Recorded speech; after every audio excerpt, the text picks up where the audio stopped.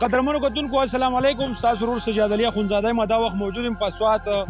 دلته کې راسره یو ځوان میلاو شو چې پرون د کالام هریانې نه زموږ یو مړی سیند راوړی دی، په هغې په تلاش کې ګرځي. السلام علیکم.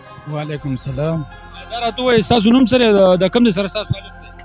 زما نوم ګل نواب دی. زه د کالام نه لږ ښکته هریانۍ سره اوسېدونکی یم او پرون 9 بجې ګټکار لایکوټ په مقام ګټکار کې زانګو دی. هغه زانګو نه یو زنانه یو هغې ماشوم 9 بجو په ټایم کې سیند ته تللی. دا ولې زانګو خرابه شوې وه که څه وجه؟ دا زانګو دا ډېر چیت و او په دې کې وزن سیوا شو، نو سیوا کېدون دا سیند چې کوم دی د دې تا چپه دا زانګو ووهل نو اورتاو شو. هغه ورتاو شو نو سیند راوړ او سیند راوړ. نو اوسه پورې څه پته نه لګېدلې؟ نه اوسه پورې هېڅ پته نشته.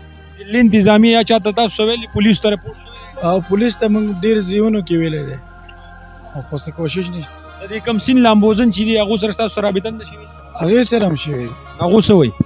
هغه وایي موږ به ګورو کوشش به کوو. اوسه پورې څه پته نشته. هغه ستاسو څو رشته دار و؟ هغه زما خور جینۍ وه، خور زوی وه. خو دا خو ډېر افسوسناکه واقعه ده. نو اوس څه به ویل غواړئ عوام ته؟ څه پیغام؟ عوام ته زموږ دا پیغام دی چې چا لاس ته راغلی نو موږ سره رابطه وکړي. او خفه کېږم، الله دې خیر وکړي. او ستاسو د موبایل نمبر شته؟ موبایل نمبر شته بالکل. موبایل نمبر ووایئ چې که چا ته پته ولګېده او ویلي ده نو تاسو سره به رابطه 0313 78 73 163. یو ځل بیا ووایئ.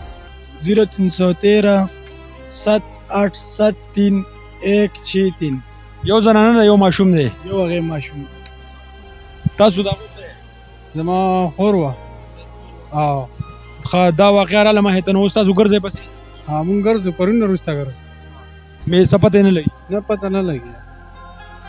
ډېر زیات خفګان مقام دی، خو الله دې خیر وکړي. څه چاته مې ویلي یا داسې ویناګانې مې کړلي ځای په ځای؟ کړي ځای په ځای وینا کړې دي. هر څوک کوم سیند غاړه یې نو وایي به. عوام ته به څه پیغام ورکوئ د میډیا په وساست؟ بس دغه پیغام دی چې چا وموندل زموږ سره رابطه وکړي، تاسو له صبر درکړي. قدرمنو کتونکو خبرې ترې تاسو واورېدې، واقعا به تاسو خبر شوي یم. ویډیو سره ثواب دپاره مخکې شیر کړئ او که چاته هم میلاو شو په دغه ټلیفون نمبر باندې رابطه وکړئ.